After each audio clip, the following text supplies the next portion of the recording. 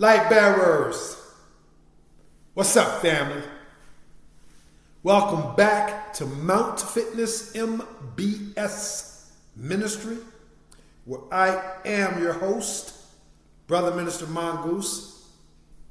Today we're going to be talking about a question that I get quite regularly, and given that you are initiated in these type of subject matters, I'm sure you either get this posed to you in the form of a question, or maybe it's something that you've already researched out yourself, or you're curious, whatever the case may be. But it's often put on the radar. Is there a difference between the chosen ones and the 144,000? So that's what we're going to be addressing today, deciding or putting my 2 cents in, if you will, when it comes to whether or not there's a difference between the chosen ones and the 144,000. It's important that I begin this particular topic by digressing and reminding you guys that this ministry is not based on religiosity. At some point in every single video, you hear me reference the fact that this ministry is based on experiential philosophy, ISSA certified fitness training, and clean-hearted spiritual teachings and practices. It's a holistic mind, body, and spirit ministry.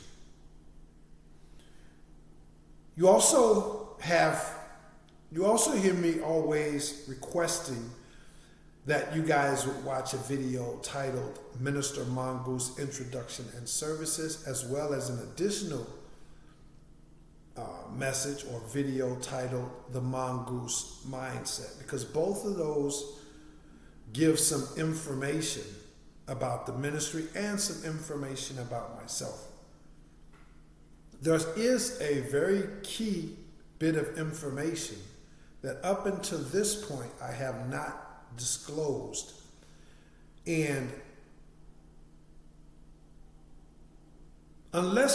because he instructed me to disclose it in this particular video, and unless he instructs me to do so again, then humanistically speaking, from an intellectual, what I want to do perspective or way of speaking, point of view, if you will, I'll never mention this again.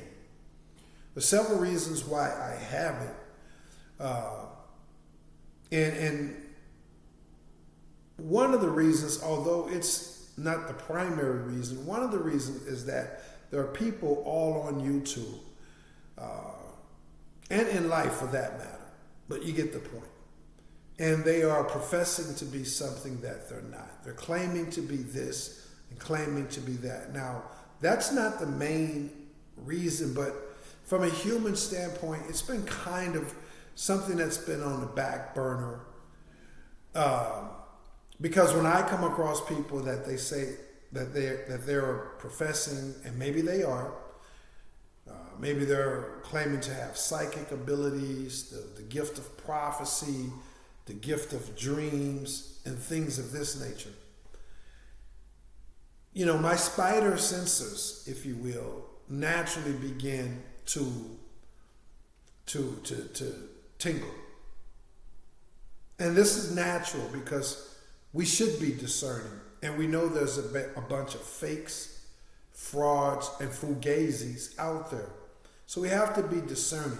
And so in order to avoid, any additional skepticism or eyebrow raising, if you will, because there's enough of that comes along with the uniqueness of this ministry, the different kind of minister that I am. There's enough of that takes place already. So that's been one of the reasons why, a back burner type of reason why I haven't mentioned something that I'm about to disclose here today. But the primary reason is just good old-fashioned privacy, my interest in privacy. It's something that's personal to me, and it's something that's dear to me. And it's something about me that only those that are closest to me, or those that once upon a time were closest to me, are even aware of. And I mean closest to me, like family members, extremely long-term relationships, or maybe someone that I was being mentored by, people that, guided me, mentored me, along, this path that I've been walking.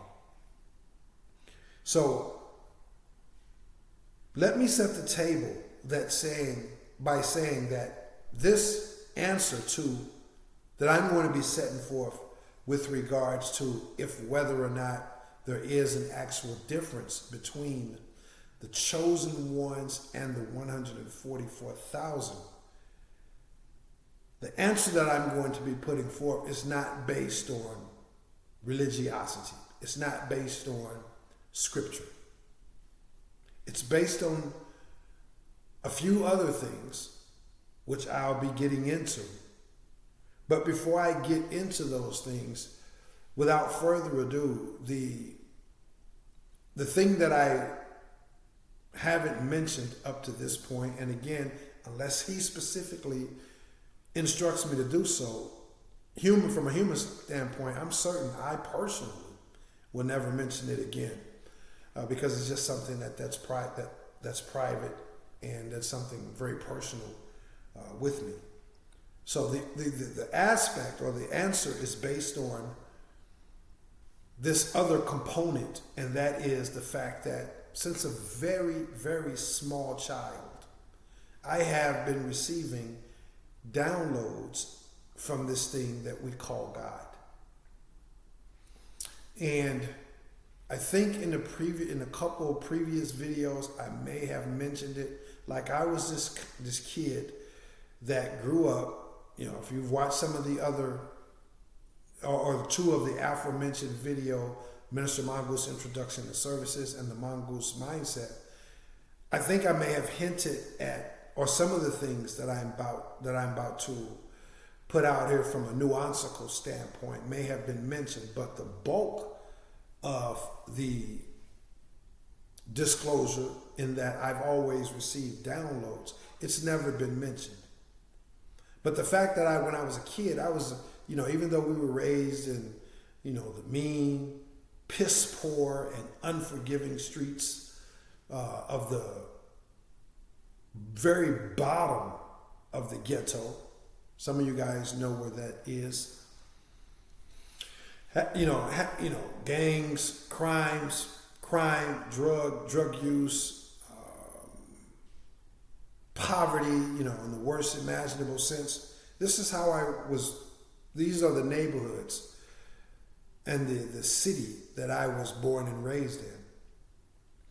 Even so, I had a mom and a dad who did not participate in that. They worked out, they worked jobs, they taught us, about the Bible, about working out, about fasting, meditating. We played all of the different sports coming up. So we were well-to-do in that very piss-poor environment. Like, we didn't have money, but we wasn't poor at all. Like, we were very wealthy. Love, information, knowledge, support, encouragement, healthy prayer life, physical fitness, all kinds of sports activities and things of that nature. So I was this kid that, even though all those things were going on, when it was time to go outside and play, I chose to be away from people. Not for any reason other than that's what made me feel whole. That's what made me feel, that I was fulfilling my purpose, that I was getting joy and fulfillment. It just felt right to me. And so I would go across the street in an abandoned lot that was basically next door. It's important that I set the table with this guy, so bear with me. um, in an abandoned lot, by a construction company that was partially abandoned. They had some equipment over there that they would go use from time to time, but pretty much just a vacant, abandoned lot. And there was one tree over there, literally like one tree. It was a big tree. And I used to go over there by myself, and I would just lounge under the tree. I wouldn't play any games. I would just be comfortable, just sitting there. I'd lay on the ground, stand, it was totally blissful for me. And so my parents began to think that that wasn't normal. And so they kind of forced me to go engage with the other kids. Okay. Now, all during this upbringing, as I mentioned, with being taught how to work out from the earliest of ages, I taught that to my kids. I'm teaching it to my grandkids right now today, playing all the different sports, all these different things. At the apex of it all was the mandate that we go to church. We were in church 3, sometimes 5 days a week, 7 days a week if they had a function 7 days a week. And it was mandatory. Prayer night, choir night, Bible study night, of course, Sunday services, all these different things. Whenever the church doors were open, we were there. And so when I used to go to that tree, I would receive certain downloads about myself, about the past, about the future. And there was this one particular day that I was in church, and I got a download. And it was an old-fashioned church. Air conditioners, for the most part, were non-existent. People, if you had an air conditioner, one of the good old-fashioned air conditioners that you would sit in the window and it would cool, a room. If you had one of those, you were well off. You were considered, sophisticated. You made it, because central air didn't exist, and those type of air conditioners were few and far in between. So I'm sitting in this church. They didn't have the air conditioner, didn't have the central air. And this church it was hot in there. If you're old enough to know, you remember people had those old fans, those little hand fans that they would made of paper, and they would just fan themselves. And we were sitting in there, and now the downloads that I used to get under the tree, they were common. They didn't happen every single time I went over there. But they were common, and they would give me information, how I should, approach this, how I should avoid that, why this happened yesterday, what could happen tomorrow, these type of things. So you can understand why this is very personal to me. But anyway, I was in church one day, and it was very hot in there. Very, very hot. Everybody's sweating. I'm sweating myself, as always. We sweat in the church. It was just a hot church. And every single day, right before the close of church, the pastor, I still remember his name to this very day, Elder King, that was his name. It was a Pentecostal faith belief church that we were raised up in. And so Elder King, may peace and blessings be upon him. Every day right before church services ended, he would open the prayer or open the line for people to be baptized. Now, even though we were going through this, our family belief was just like when it came to all the different sports, particularly boxing, like you had to go to boxing until you was 15 or 16 years of age. And then at that time, and we all started, as long as I can remember, 3, 5, 7, we were traveling across the city and different parts within the state to compete. But so just like once you got 15 or 16, if you didn't want to box anymore, you could quit.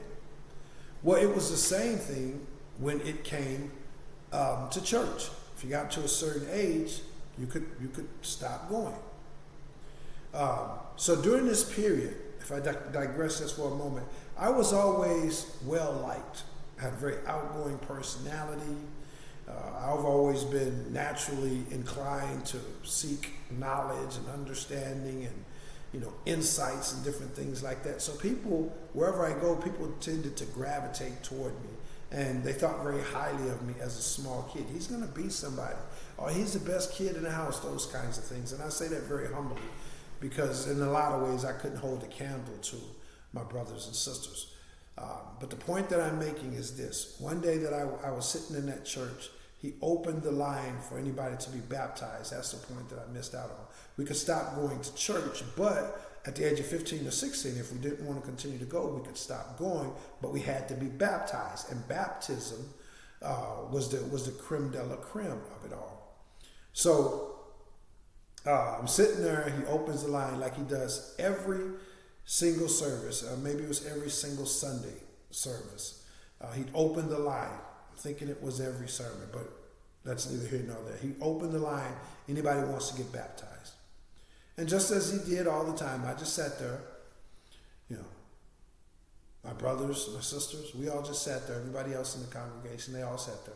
He opened the line, and this day he kind of went off on a tangent. He was like, you know what? You know who I'm talking to. You know that you should be getting up and getting in this line today.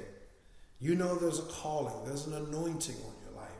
And I started feeling that he was talking specifically to me. And I'm sure there may have been others there that felt the same way. Because when the old school preachers and pastors, when they got to preaching, they could talk straight to and straight through a whole bunch of people.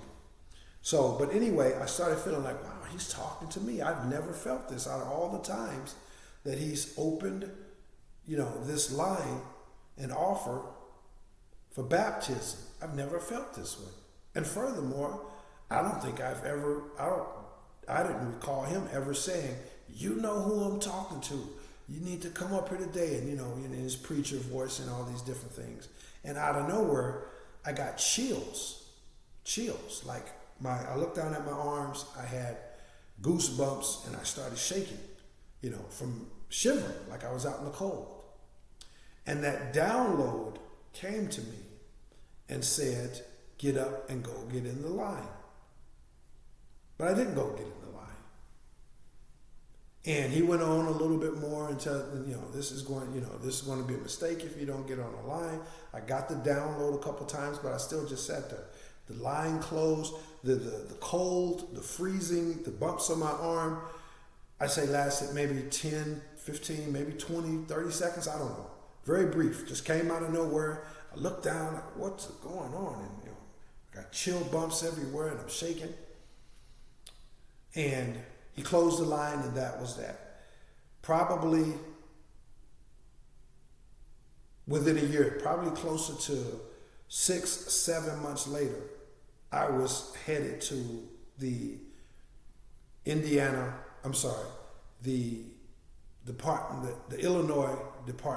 Juvenile Department of Corrections. I had never been arrested a day in my life prior to that. And if you watch those videos that I mentioned, that gives you some information about me and the ministry, it's all documented there about how I went from this kid that was committed to, some quiet time, very fond of family, very fond of information, well-mannered. Everyone, seemed to think that, they had high hopes for me and all these different things. Never been arrested, never been questioned about anything criminal. I went from that until within under a year, I had been arrested. I believe the number, don't quote me on that, but I still have the background search that I've done on myself, and a lot of it's been redacted because a lot of the juvenile stuff can't be made public, not even to the person that it belongs to. But in any event, I think I had been arrested like 60, almost 70 sometimes in the span of about 9 months. I also had been shipped from my mom's, they took me out of my mom's and my dad's custody. May peace and blessings be upon them. And they put me in a foster care, which was in a more well-to-do neighborhood, away from the gangs, away from the drugs and all the stuff that I had began to become involved in seemingly overnight. Once I did not go up and be baptized that day, as it turns out. I didn't connect the dots until many years later. So after being arrested all those, 60, 70 times, the judge sentences me 60, 70 arrests for, again, watch the previous videos. They'll tell you all the different crimes that you can imagine. Anything except for a murder and a sex-related offense. Any other crime, there's probably a 100% chance that I had started doing it and had done it even at that early age. So at the age of 11, I was sentenced to the Juvenile Department of Correction for the very first time. As it turns out, I would do two more separate sentences back and forth to the Juvenile Department of Corrections, immediately followed by 4 separate sentences in the Adult Department of Corrections. Now, all of that ties in to the downloads that I've always been getting. And these downloads, again, they saved my life. I got downloads that told me what parties not to go to. Whenever I wouldn't go to those parties, unfortunately, a lot of times I lost closest friends. Some of my closest friends, if they didn't get killed, someone else, the party just went left and a whole bunch of people did get killed. But oftentimes, some of my closest friends got killed. Swimming occasions, some of my friends, we used to break into the school, after hours and go into the pool. We do it on a regular. I would get instructions, downloads from my Heavenly Father not to go. Everybody got arrested. One of the nights, one of my closest, very dearest friends actually drowned because we was drinking and doing drugs, and we would break into the pool and go swimming. One of my closest friends drowned, and so forth and so on. There's too many times where I've been in situations and I would get those downloads. Don't go to that meeting. Go to that meeting, but make sure you stand in this certain position. When I stood in that certain position, it was a good reason that I did, because a shootout would happen and I would be standing right there at the proper place to make the exit. So these downloads have always been there. The reason that I'm saying that ties into this answer about this question. Is there a difference between the chosen ones and 144,000? And the fact that my answer is not based on religion.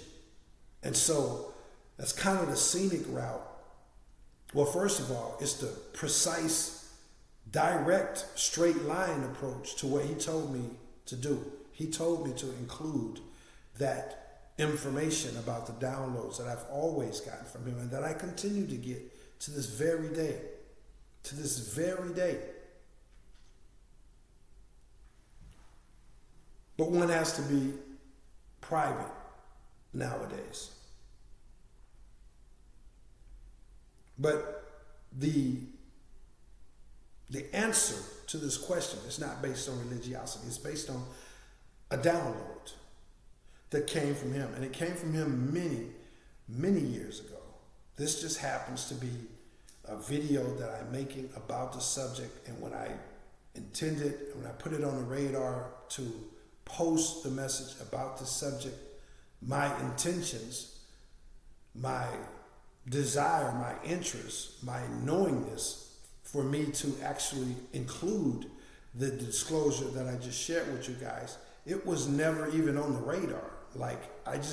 He just gave me that at the last minute when I started preparing for this message, because a lot of the messages, a lot of the videos that I have, they've already been pre-selected. Like I've gotten a download, make a video about this, make a video about that, and I note those and then I knock them off one by one. And yes, there's times when other instances, other occurrences, I move to make, downloads without getting back, that aren't on the list. So they're not just coming off in chronological order. But the point that I'm making is that when I got to preparing for this message is when he instructed me to share that. And I'm still not sure why he would have me share it. I think it's because he wants the clarity.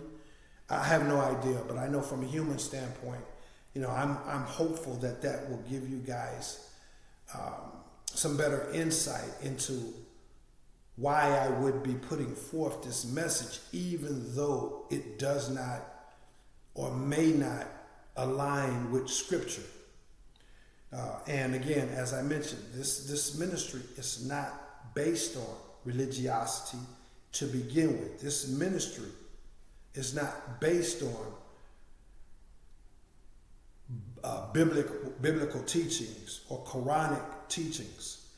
A lot of the reference materials, a lot of the quotes, a lot of the study, a lot of the research, the beliefs themselves, a lot of the principles that this ministry is founded on, a lot of the principles that I've found and my life is founded on, a lot of those things are based on religiosity, but the ministry in its entirety is not. And what I mean by that is the beliefs, they may be founded and rooted into religiosity, and I'll talk about what those are here in a minute. But they have grown, they have evolved, and some of them remain totally intact, cemented in the form in which they may perfectly coincide with religion. And that's why I'm always quoting various biblical quotes. But whether you guys know it or not, a lot of the things that I quote are also based on philosophy, mysticism, Hinduism, Buddhism, Confucianism, Sufism, Rastafarianism, and so forth and so on. Because I'm going to close this video now, but I'm going to continue to break down where I'm going with this before I ultimately get to revealing if whether or not there is a difference between the chosen ones and the 144,000. And why I can put this message out here faithfully confident, even though it does not align with what the Bible, the Quran, and some of these things may say about the chosen ones and the 144,000. So in chapter 2, I'm going to come back and I'm going to pick up right where I left off. But I needed to get you guys to understand what it's based on, where it's coming from. And I do fully understand, because like I just mentioned, I get it myself. When someone starts saying, they're getting downloads and, they are a prophet and, they can speak in tongues and all these different things. They got spiritual gifts. There's a justifiable and a very rational reason to be skeptical. So I embrace whatever skepticism and whatever criticism or denial that you may have as it relates to that, but the truth does remain. And again, unless he instructs me to mention that again, you won't hear me say it again. It will definitely have to be something that he directly instructs me to share with you guys. But that's where the answer will be coming from. That's what this ministry is based on. It's based on the experiential philosophy. It's based on the ISSA certified fitness training. It's based on the clean-hearted spiritual teachings and practices.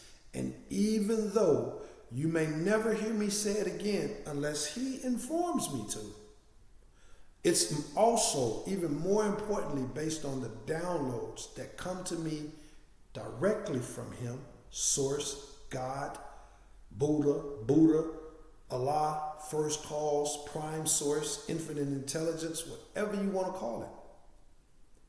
It's also, more importantly, based on those downloads. Those downloads have guided me, have protected me, have lifted me up, have led me through things that have been designed to tear me down so that I could be rebuilt up in this thing, tearing down belief systems, tearing down ways of living, ways of expression, etc., etc. These downloads is actually at the core foundational principle that this ministry is based on, and everything else is born out of that. You understand? So I may never mention that again. So if I don't mention it again, let's stick with, hey, because it's a truth as well. This ministry is based on philosophical counseling, philosophical consultative services, that brand of philosophy and I'll talk about it here in chapter 2, that brand of philosophy that's experiential philosophy. It's not scholarly, nor is it based on academia. It's experiential philosophy, along with the ISSA, Certified Fitness Training, and the Clean Heart of Spiritual Teachings and Practice. That is what this ministry is based and founded on. So let me get out of here. I love you all. If you guys are new to the channel, now that I've given you some information about the services, please know that all of these services are merged, balanced, and synthesized and presented to you in an effort to help you operate at a premium mentally, physically, and spiritually. All of these services can be provided to you right here online, via Zoom, via Skype, via FaceTime, and I also travel throughout the entire United States evangelizing. So it's evangelical / travel-based holistic ministry. If you're interested in the services, or if you'd like some information about what the protocol consists of that would allow me to come to your city, your state, your neighborhood, please send me an email at realealdealmunoz@gmail.com. Also, guys, please visit the physical fitness branch of the ministry located at mountfitnessmbs.com. I do appreciate all the love and all of the support. And if this message is helpful to you, if this ministry is providing you with fruitful benefits, then please give back to this ministry. There's several ways that you can do so. Some of these ways are listed in the video titled Ministry Support Options. Please check that out. And of course, you can give back to this ministry by subscribing to the channel if you aren't already subscribed, by hitting the thumbs up button, and by hitting the share button as well. When you hit the thumbs up button, you help grow this ministry by way of the YouTube algorithm, making these fruitful messages available to even more people. And when you hit that share button, then you personally help someone. If the message is fruitful to you and you pay it forward, what a beautiful thing to do, to help someone in these days and times where, quite frankly, we all could use some help in one form or one aspect or another. So when you do that, you help that other person or those other people. All of those that are in your social media family, when you hit that share button. And not only that, you also plant a personal seed yourself, because he has already promised to be a helper to those who are a helper of others. So hit the subscribe, hit the share button, and hit the thumbs up button. And if you'd like to receive a notification every time I upload a new message, then please hit the bell icon as well. If the Holy Spirit moves you to give to this ministry by way of a financial donation, then please go to my Cash App at $EASTBOOGIEPAYDAY.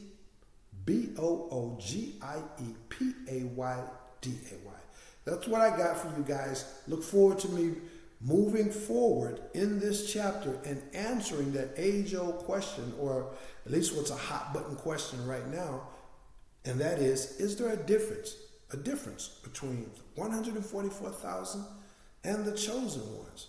Are they the same thing? Sounds like it. Could be. I'm not going to confirm nor deny until I get to that particular point. But I got some little bit of more table setting that I need to do. I'll do that in chapter 2.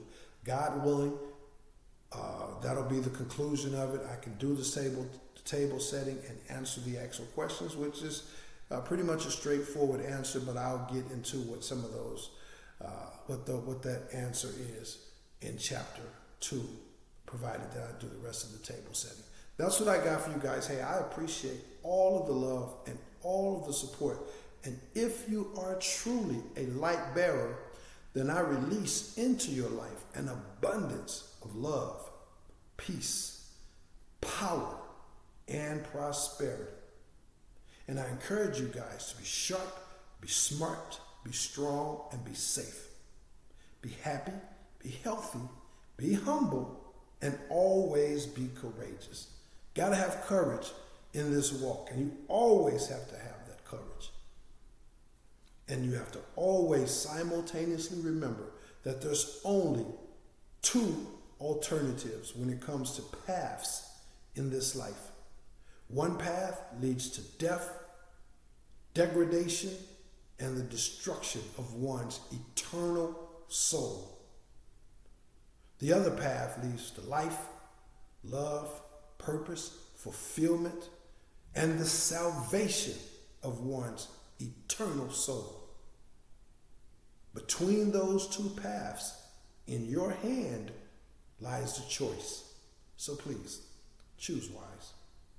And please, accept the blessings that I release to you and yours. If you are a true light bearer, receive that by faith, please. That's what I got for you guys. That's what I got for you guys. I love you all. I'll see you in the next one. I am Brother Minister Mongoose, and I will holler back. Peace.